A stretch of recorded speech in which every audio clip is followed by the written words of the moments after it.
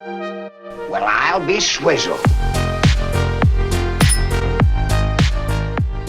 Hello and welcome to I've Seen Everything, where the name is ironic and the reactions are... Okay, buddy. Hello everyone, my name is Andrew. Thank you for joining me here in the wee hours of the morning. Still fighting off the last remnants of illness. I come to you to watch a movie. And that movie is 1950's Harvey, starring Jimmy Stewart, as voted by our YouTube community poll. And thank you for everybody who voted in that community poll.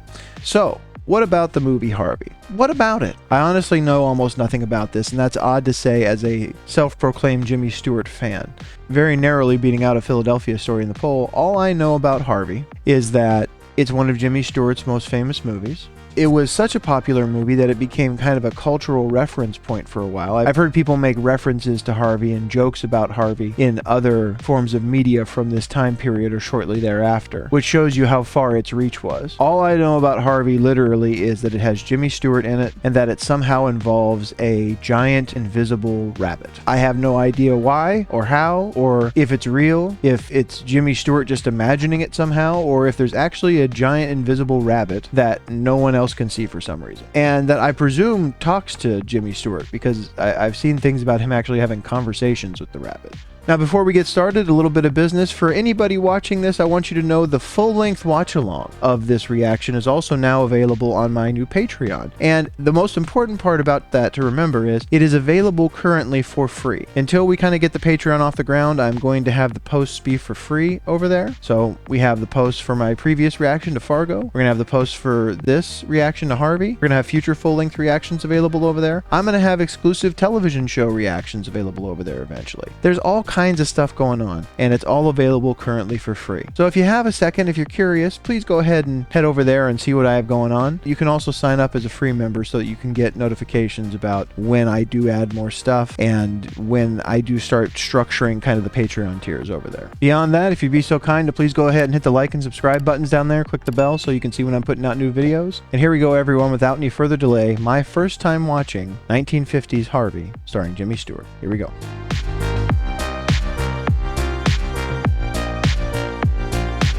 Universal International presents Harvey. It is a very different experience when you watch old movies about how they do so many of the credits up front, and then at the end it's just over. Is him? Yep, there we go. Okay, he's already can see Harvey. I was going to say, he seems a little happy, as it were. Perhaps he's gotten a little help today. Is that supposed to be what this is, that he just sees Harvey when he drinks or something? Every day is a beautiful day. Thank you. Didn't even look at what it was. Yeah. We're starting in an interesting place with him, that's for sure. He gave me his card, and then he introduced me to somebody. To whom? Do you think I'd stay in this house after that? Oh. I'm assuming she's talking about Elwood, or Jimmy Stewart in here, as a word. They tried to introduce her to an invisible rabbit. Well, if it isn't his fault, whose fault is it? I know whose fault it is, dear, but I'm not telling. Okay, a little bit of a mystery then. We will find out how all this came to be, I'm sure. Mother, why did Grandmother leave all of her property to Uncle Elwood? I suppose it was because she died in his arms. People are sentimental about things like that. Oh, I just got an idea. They're talking about somebody dying in his arms, which you would think would be somewhat of a traumatic experience. Is that why he has Harvey? It's his way of coping? She has a grandson just about your age. A lot of good that'll do if Uncle Elwood comes home. Well, Uncle Elwood won't be home this afternoon. Or will he? I mean, I don't know exactly what's going on so far, but they don't seem very understanding of him, especially if it's like a grief thing, which is why he is the way he is. Although I'm assuming that. I don't know that yet. Mrs. Halsey and Miss Tewksbury are here already. Well, hurry, Mother, they're getting out of the car. It's such an interesting dynamic, this whole thing of especially women having to be so concerned putting on a show and social status and all this kind of things, trying to get a husband as a financial security thing. In a few minutes, a man will be crossing the square. At all events, I want you to prevent him from returning to his house. His name is Elwood P. Dowd. Elwood Dowd, sir. Couldn't you get someone else? Okay, so his reputation precedes him as far as him at least being kind of an oddball. But why is this guy compelled to help her, I wonder? Ow, that was quite the stunt. Jeez. You can't really fake that. I mean, that might not have been him, but somebody threw themselves across the slippery floor. I'll give you a hand there. Don't slip. Now, you're sure this is all right? You wouldn't rather sit in the booth? It's good scene work by Jimmy Stewart, working on his own, basically, like acting against nobody. Back in the days before people did that to like a tennis ball for green screen. And how is he? Oh, he's splendid, thank you. Splendid. These guys seem to be pretty nice to him about it, at least. For 90 days. Oh? Been doing a job for the state, making license plates. Oh, is that so? Is this describe doing a job for the state in order to describe being in prison? Would you like to come to my house for dinner tonight? Thanks, Mr. Dowd, but I couldn't make it tonight. Tomorrow night? Would that suit you? Yes. I mean, he's not just like all over himself, even if he is drinking a bit. He seems mostly there. But he did seem kind of a little floaty and stuff coming out of the house. What's your order? 2 martinis. Did we just order extra drinks? Well, I just thought that she'd... This guy doesn't seem to know what's going on. Absolutely right. Oh, That'll be 4 bits. The one at the end will pay for it. he'd be delighted. That's kind of a scummy way to get out of paying for your drink. I mean, crazy or not, he was pretty understanding about that. It shows you something also about how people saw mental illness back then. They run away like it's contagious. Like, it's going to infect them somehow. Different time period, different perspectives. Hop, hop, hop, hop, hippity hop, oh my God. Oh, jeez. Hop, hop, hop, hippity hop. Hop, hop, hop, hop, hippity hop, love is all right. She seems very uncomfortable with this performance. Not quite the vibe she was going for. Vita Louise Simmons, I thought you were dead. Oh, That's pretty severe. Nice to see you. I thought you were dead. my dear, you're your grandmother all over again. I was at her funeral. Does she think everyone's dead? I think she just said, good to be your grandmother again. I was at your funeral. Does Elwood see anybody these days? Oh, yes, Aunt Ethel. He sees somebody that nobody else sees. Very exclusive. Elwood Dowd. And, well, what a pleasure to come in and find a beautiful woman waiting for me. Elwood, you haven't changed. I mean, he still seems to be charismatic and, again, mostly there. I don't think it's just the idea of him being like a drunk or something like that. Generally, you'd have a character like that tripping over themselves all the time. Now, Aunt Ethel, I'd like you to meet Harvey. Harvey, you've heard me speak of Aunt Ethel. They were trying to avoid that very thing. Now we must go in and greet the rest of our friends. Come along, Harvey. Aunt Ethel, will you pardon me? You're standing in his way. Oh, that's great. This is some of his best scene work, I think. Well, I think I'll be running along. No. Again, they all run away. Like, oh, he's out of his mind. I've got to get away as fast as I can. Oh, no. Elwood. Yeah, he's about to wreck their whole thing. Oh, Mother, I can't face those people. Oh, I just can't. Myrtle, your uncle has disgraced us for the last time in this house. Disgraced might be a bit of a strong term there. At worst, he's a little bit quirky and, maybe needs some, not to say that therapy is something they talked about back then, but... Mr. Miniger's as trustworthy as the Bible. I do know Elwood Dowd when I see him, and he's here. Yeah, Mr. Miniger had a violent fall across a wet floor. Goodbye, Mrs. Simmons. Been jolly. Mrs. Simmons, one of my stupid headaches. Such a lovely character. So they're all freaked out and leaving, but they're also too polite to say, this guy Elwood's crazy. Oh. She made allowance for him. Who said that? Who spoke? Oh, Judge, I'm so glad you called. I was just going. Vita seems kind of pulled to her wit's end here, trying to handle everything that's happening. I think she wants to congratulate us on the impression we made at her party. I'm pretty positive she wants to do the exact opposite of that. No, deluxe edition. Usual acknowledgments, chapter 1. I get the sense that a fair amount of this is Jimmy Stewart just improvising in a scene, which is also pretty funny.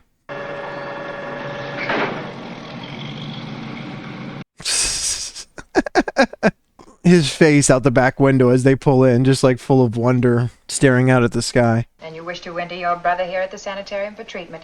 What is your brother's name? Oh, dear. I mean, to be fair, that would be a difficult thing to be going through with your own brother. Will you ask him if he'll be good enough to step up to room 24 South Wing G? Ask him. This is his sister, Mrs. Simmons. Oh, why, certainly. I'll be glad to escort him. That's a little ominous. Ask him as in their treatment is normally more harsh, I suppose. Oh, yeah, isn't this wonderful, Vita? Okay, buddy. Oh, yeah? I would say fairly rough treatment. I'm sorry if I awakened you, Miss Kelly. He seems like a jerk. Doctor, I've been telling you Harvey is a rabbit. A big white rabbit, 6 feet high. Now, she needs to clarify quickly because she's starting to sound delusional. Every once in a while, I see this big white rabbit myself. He's really going to start to think that it's her delusion as opposed to his. Just try living with those two and see how much of a strain it is. Now, don't you worry, Mrs. Simmons. I'm going to help you. Oh. That's going to be the confusion of the thing. They're going to think she's the one who's delusional, which is concerning considering this doesn't seem like it's a terribly nice place. Well, those for me? That was my brother, Elwood. Come, lady. Now, There's a man really, inside wants to talk to you. No, I don't. Yeah, I'm kind of wanting Harvey to be real just because this guy needs an attitude check. He's pretty terrible. He grabbed Jimmy Stewart and threw him, or Elwood, I should say, grabbed Elwood and threw him into the elevator. It's not exactly very caring treatment. Are we not supposed to feel bad for her because she tried to commit him?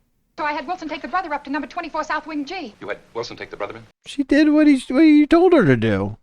Oh, I'll tell Dr. Chumley you had nothing to do with it. It was all my fault. It was not. She did what she was told to do. I was wondering if you would come downstairs with me, please, to Dr. Sanderson's office. She said something about a bath. I don't like to disappoint her. She seemed to have her heart set on it. That's a bit too agreeable. Somebody randomly wants to give you a bath and you don't want to disappoint them, so you just go along with it. You could have had a bath, too. I've already had a bath. Oh, Miss Kelly, I wasn't speaking to you. I was speaking to my friend. Mr. Dowd, I take a bath every morning just before I go on duty. Wow. What a funny mix-up.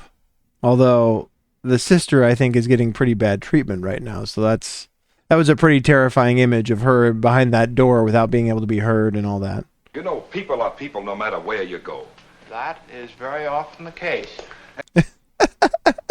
It's a very general statement. It wasn't Dr. Sanderson's fault, Mr. Dad. It was mine. Oh, no, the responsibility is all mine. Well, finally he's taken responsibility for it, at least. She was extremely upset and plunged right away into a heated tirade about your drinking. That was Vita. Exactly. Oh, I suppose that you take a drink now and then like the rest of us? Even he's not going to try to sell that. So is it just that he started drinking a lot in grief over losing his mother? And then Harvey showed up? Before we go any further, I must insist that you and Miss Kelly allow me to introduce you to... Let me make my point, please. They're always going to interrupt him right before he gets a chance to introduce Harvey. It stands to reason no one has ever seen a white rabbit 6 feet high. Not very often, Doctor. So she must be... This is quite a turn of events, for sure. And we'll have a drink. Some other time we'd be glad to. When? Put you right on the spot there, huh? 10 o'clock will be fine. I'll be waiting for you. And the four of us will spend a very pleasant evening together. The four of us.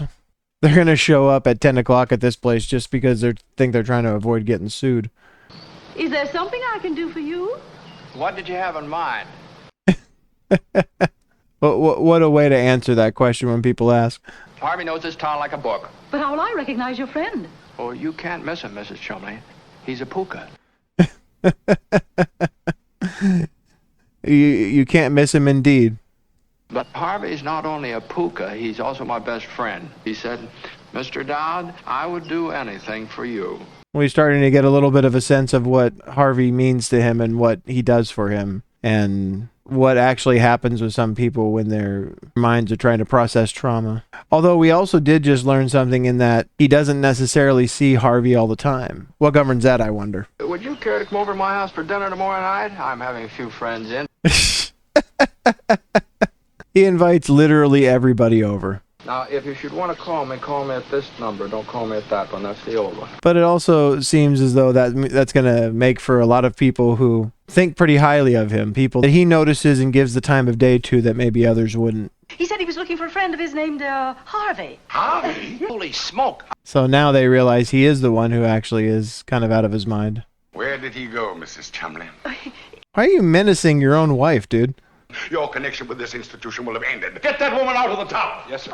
Why is he going to do anything he says if he's just told him he's going to fire him? Puka, from old Celtic mythology, a fairy spirit in animal form. This is supposed to lead us to believe that Harvey is some kind of ancient mystical being or something like that that's sent to protect Elwood, perhaps? Or at least be a companion to him? Mother! Vita Louise! Vita's been through it. They threw her in a room, a soundproof room, and they're screaming through the door. Oh, the minute their backs were turned, I ran like a frightened rabbit. So they didn't even let her out. She escaped. Well, what did you do, Vita? He took me upstairs, and he tore my clothes off. This is sounding more like just assault, more than just getting sued. Surprised he didn't call the cops. But he did that just for spite. Well, I'll be swizzled. I'll be swizzled too. In fact, I think I'm going to start using that phrase. That's a good one. That place ought to be cleaned up, Judge. You ought to get the authorities to clean it up. I mean, she's not wrong in the respect of how they were treating what were supposed patients. They were throwing them around and being pretty awful to them. Still have to find Uncle Elwood and lock him up. The next time you take him, Judge. They keep calling this guy a judge. Is he a judge or a lawyer? Ah! There he is. Knock him down, Judge. Kick him, kick him. Knock him down, kick him, kick him. Now, where is he? What'd you do with him? You hiding him? No, I'm not hiding him. Hey, my name's Marvin Wilson, honey. Why is she looking at him like this? Maybe just trying to get him out of the house. I can't even have any callers when he's around. Hey, you shouldn't have any trouble about callers, honey. That's what I was wondering. She's looking at him like she's kind of enamored with him. How about an egg and onion? I'd love to make you an egg and onion. The eggs and onions are waiting for you in the kitchen. Do you like your work, Mr. Wilson? Oh, I do not. She's really taken with him somehow, isn't she? I guess we all have our things. Well, he's home and he has a gift, apparently. Tell me, have you seen Harvey? He still can't see Harvey. That's funny. That's really funny. That's going to upset her, too. An egg and onion sandwich. How can you think of food at a time like this? He was thinking of more than food. He was flirting. He's basically on a date. Mrs. Simmons has just retained me to file suit against you. This afternoon was an unfortunate mistake. It seemed like more than an unfortunate mistake. It seemed like pretty reckless. That picture over the mantel. That portrait of my mother, Doctor, happens to be the pride of this house. It's not the portrait of your mother. They're going to keep doing these dodges like this. The painting shows not only the reality, but the dream behind it. The dream behind it, quite literally. Putting them up. There you go. That is not my mother. I think that was fairly obvious. See, Harvey's here, but he can't come to the phone because he's in the bathtub. Quite a ruse that they're getting here to try to get him to come home. Harvey just walked in the door down here. Shows you how delusional he is. You better look in the bathtub. It must be a stranger. Yeah, I was about to say, for him to think that Harvey could be there all of a sudden when he was supposedly in the bathtub. Madam May, see who the stranger is in the bathtub. She got caught in her own delusion, or her own story that she made up. I guess I'll miss a lot of things around here. You will? You gonna be nice to her finally? Around people day after day, you sort of get attached to them. Oh, I know, Lyman. I'm going to miss every one of the psychos and the neuros and the schizos in the place. Okay, that's a pretty messed up way to put it. And also, why is she pining for him? He's been nothing but terrible to her. Charlie's place, I remember. Well, that's a lead. We'll start from there. Never mind, Dr. Sanderson. I'll go with Wilson. I mean, no, technically he doesn't work there anymore. Or I guess maybe he does until Dr. Chumley comes back. Oh, come on. I mean, I guess they deal with violent people, but still. You know we all must face reality, Dowd, sooner or later. Well, I wrestled with reality for 35 years, Doctor, and I'm happy to state I finally won out over it. He's conquered his own reality. There's another way of reading that, perhaps. I wonder how much he knows about what's happening to him, or about this whole thing with him and Harvey. Her escort tried to point out that it would be better for Dr. Chumley to mind his own affairs.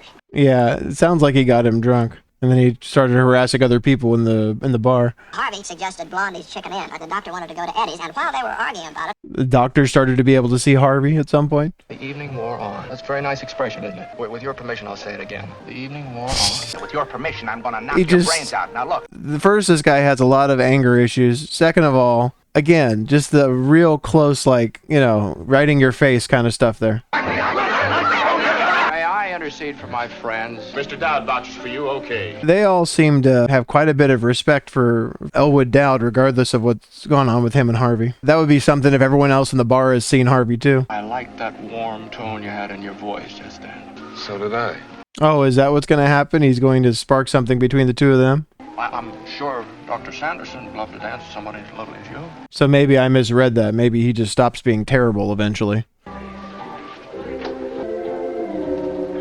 Oh, we shouldn't have left him alone. They seem to be so concerned about somebody who seems pretty much completely harmless. Well, Harvey and I sit in the bars and have a drink or two. Harvey and I warm ourselves in all these golden moments. Harvey's companionship certainly does seem to bring him happiness. You can make an argument about the booze playing a role there too, but he obviously has a kind of wonderful and romantic way of seeing the world because of all of this. The same people seldom come back. That's envy, my dear. He reads it as envy is the reason they don't come back. It does seem to have helped him come to some kind of peace with the world. And I'm assuming that the grief of his mother's death caused all this, but I don't know for sure. I heard this voice saying, "Good evening, Mr. Dowd." I turned around, and here was this big 6-foot rabbit leaning up against a lamppost. Quite an image. Not just a 6-foot rabbit, but one with that kind of attitude to him. What a coincidence. My name happens to be Harvey. Why has Harvey always been his favorite name, I wonder? What was your father's name? Oh, there we go. John Stuyvesant. That was quite a dodge. They thought it was going to be Harvey. When you were a child, didn't you have a playmate? What was his name? Vern. No relief there either. Well, my name's Dowd, Elwood P. Here, let me give you one of my cards. Never mind the card. Wilson. Jeez, pretty rough with him. I mean, I guess if they think that he's done something to Dr. Chumley. Speaking of which, I thought you were going for the night, Doctor. I think he actually saw Harvey. Yeah, get in there and sober up, Doctor. Oh, that is the first time we've seen any kind of physical representation of Harvey. Actually open the doors for himself.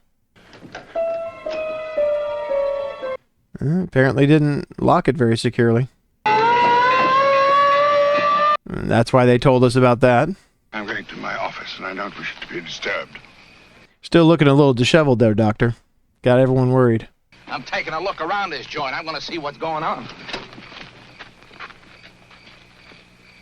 I don't know if I want to see Harvey or not. That's the thing. Part of me definitely does, but I kind of appreciate the beauty of the fact that we haven't seen him. Even to the point that I don't know if I like the fact that they showed him opening the doors and stuff. I got him, Doctor. Well done. I'd like to speak to you in my office alone, please. Oh, well, I'd like that too, Doctor, but I just promised this gentleman he could give me a manicure. I don't think that's what he was intending to do at all. Did he say that? I didn't hear that part. Mr. Dowd, won't you have a seat? Thank you. This guy's in an interesting position. He runs a sanitarium, but now he's seen that this guy's delusion is real. Is there anything I can do for you? What did you have in mind? I love that he answers that question that way. Aunt Rose, did she come just as Harvey said she would? Oh, yes. So Harvey predicts the future or knows things that are going to happen that other people don't know. You can go anywhere you like. Not 1 minute will have ticked by. Harvey can freeze time. Quite a power. I always have a wonderful time, wherever I am, whomever I'm with. He does seem always very satisfied wherever he is, whatever he's doing. I'd go to Akron. There's a cottage camp just outside Akron. Green, cool. The doctor seems so much more different now, too, having had the experience that he has. I wouldn't even want to know her name, and I would send out for cold beer. Then I would tell her things that I've never told to anyone.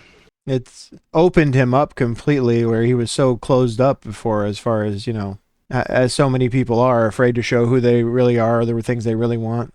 Seemed it's released all his inhibitions. You're making a mistake not allowing the woman to talk. I would say I have to agree there.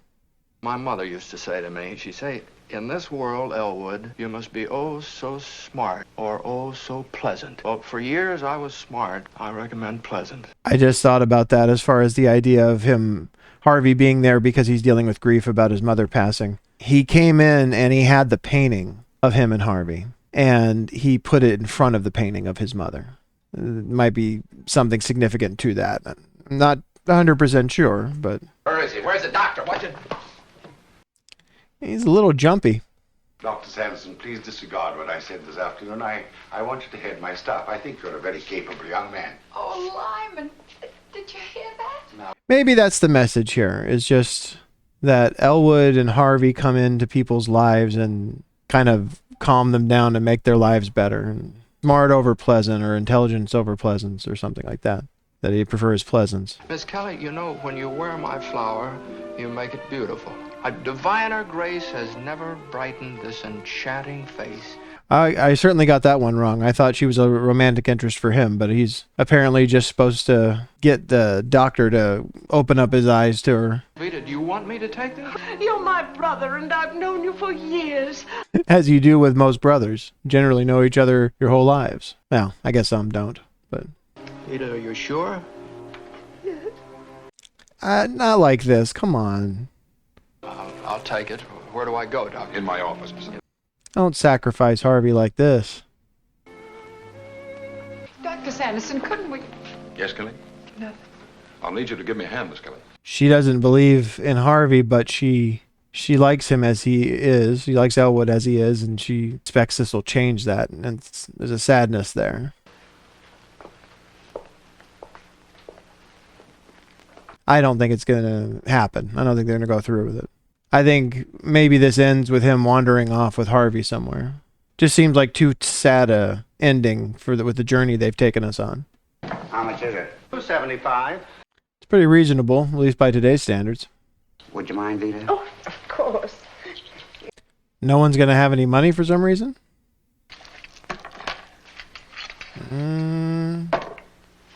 She's got a fair amount of... Yikes. Like a pharmacy in there.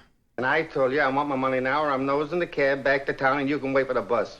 I don't understand. Why does he care where the money comes from? Or maybe not that he cares where it comes from. He just wants it now for some reason. Lived around here long, Mr. Lawford? All my life. Oh.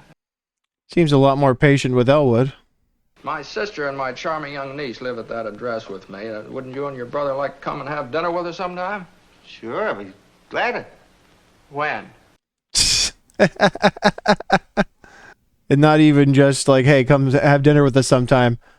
When? Tell me right now. I want a commitment. There, keep the change. And I'll expect you and your brother tomorrow night. This is shaping up to be some kind of dinner party. We have a swell time, and I always get a big tip. But afterwards, This is a wonderful and important moment. they scream at me to hurry. They got no faith in me or my buggy. My brother would have tipped you anyway. He's very generous. Not after this, he won't be. So the rather important point that maybe a little detachment from reality can be a wonderful thing, can make life a little more wondrous and mystical, and make people a bit kinder and make them dream a bit more. It's a wonderful point. Oh, Elwood! Even she doesn't want him to do it anymore. She didn't want that rabbit either. What's wrong with Harvey? She's really made a 180 on Harvey, hasn't she? Oh, Elwood, let us go too. I hate this place. I wish I'd never seen it. All right, Vita, just wait like... That was a wonderful moment as far as her finally being more scared of what that might mean for her brother no longer being the same person anymore. You must have been in there all the time. I could have paid that cab driver myself. Harvey. And Harvey setting that whole thing up. I like this angle. I like this angle a lot. I kind of hope we never see him. Oh, they make a beautiful couple, don't they? Mr. Wilson, may we have the pleasure of your company tomorrow night for dinner? Yeah, certainly, Mr. Dowd. I'd be glad to. He's really come around on... He's really come around on him, too. I still get the coughing fits when I start laughing. a little bit. Mrs. Simmons, I'll see you tomorrow night. Goodbye, Miss. Come on for Mary. I can see why this movie made the impression it did. Oh, well, there you are. It seemingly ends in such a wonderful place. I don't mind if I do. Can the doctor see him, I wonder, since he had an experience with him? Mr. Dowd, don't take him away. Let him stay with me. That's up to you. Would you like to stay with the doctor? No, I don't mind. That's pretty wonderful. I thought of another example I'll talk about later that's similar, not the same, but that's wonderful, but it's probably going to wreck his life. I mean, maybe he'll be able to keep it under wraps enough, but I hope that doesn't mean that Elwood never sees him again. I thought you decided to stay with Dr. Chumley. Well, thank you, Harvey. I prefer you, too. That's sweet. Show a shadow as they walk away. Well, we don't get to see the dinner party, but, you know. What a wonderful and unique movie. Let's talk about it in the wrap-up. Let's go to the wrap-up. Well, I wonder, honestly, if there had been another movie like that before this came out in 1950. It was a very unique concept, I would imagine, for the time period. Although, please tell me if you are aware of other movies similar to this prior to Harvey coming out. The one example I thought of right toward the end there was a movie some of you are probably familiar with called Drop Dead Fred. I don't remember exactly when it came out now. I think it was either the late 80s or the early 90s. But it had something to do with a woman who had an imaginary friend when she was young. She'd either lost contact with him or he had been locked away. I think he'd been locked away somewhere. Her mother was pretty terrible about him and all of that. But he was someone who kind of helped her cope with getting through her life. Can't remember if she went through difficult things when she was a girl or what was going on. But he comes back into her life when she's an adult. And she's trying to have it not wreck her life, but he's there to help her through something else she's going through, if I'm remembering correctly. There's a similar vibe to it, a similar dynamic. Although, to be fair, there are a fair amount of unanswered questions here, or at least, unexplored things in this movie that they kind of just leave ambiguous, but it kind of works and it's kind of fine the way they leave it. They end on this kind of beautiful, kind of very warm, lovely feeling of what Harvey has meant to Elwood's life, how everybody else has started to see how wonderful that is and how important it is to them, and what contact with either Elwood or Harvey has meant to them in their lives. Everyone seems better somehow at the end of this for having the experience they've had. Even the terrible sanitarium attendant who's throwing everyone around and being rough with everybody. But we don't get to know why this happened with Elwood, why he started seeing Harvey. He tells a story about how he just kind of happened upon him one evening. But, they really kind of play with you in that scene, thinking that Harvey's going to be a name that meant something to him because of someone else. It was his father's name, it was a friend's name, something. But no, nothing like that. And also, they don't necessarily directly connect it to his mother passing. They say he was close with his mother. There are things like that, stories that people will tell about certain ways people deal with trauma, especially if the loss of his mother was a very traumatic thing for him. I did kind of say during the movie I wondered about him coming in and putting the painting of him and Harvey in front of the painting of his mother. Almost as if it's hard for him to look at her, so maybe he put something else there instead. But we don't get an elaboration on that, so you could leave that up to interpretation. We don't see Harvey. The most we ever see of Harvey is we start seeing things move. It's also just a very, very lovely movie. If anything, I feel that the lack of explanation of certain things in this movie is part of the point. We have people in everyday life that believe things that some of us might find ridiculous, or some of us might find borderline stuff that they might need mental health care for, or whatever. But the truth is, if you look at it, if you look at these people and you look at what's actually going on in their lives, who they actually are, how they're interacting with this thing that's in their life, unless it's actually doing them harm or actually doing other people harm, what really is the reason to destroy a structure like that, to destroy a dynamic like that, if not only is it not causing any harm, but it is actually making things better for people around it that are in proximity to it? You got a sense in that bar that he goes to, and Charlie's that he would go to. Those people didn't believe that Harvey was real necessarily, but they knew about Elwood, saying he has this friend Harvey with him. And it was kind of a beautiful thing in that they still had an incredible amount of respect for him. They thought having him there was a positive thing. He was always kind to people. They kind of protected him. They kind of came to his aid and only backed off when Elwood told him it was okay. there's kind of a wonderful loyalty among friends there, but also just you can tell that this kind of wonderful effect that by the end he's kind of had on the people at the sanitarium and even his own sister and all this stuff by then, that may be something that happened with them over time, dealing with Elwood and Harvey and all of that, and that they don't need to understand. It doesn't need to make sense. It's a positive thing and it's not hurting anybody. So why mess with it? Why take it away from him? Even in the end there, where because he loves his sister, he's willing to give up kind of state of being he exists in, even potentially his connection to Harvey, for her to be happy. And at that last moment, with the help of the cab driver, she realizes what she's about to take from him, what she's about to take from all of them, and understanding that there are some things more important than all those high society people she was trying to impress. She felt this responsibility to marry her daughter off to some wealthy, successful person.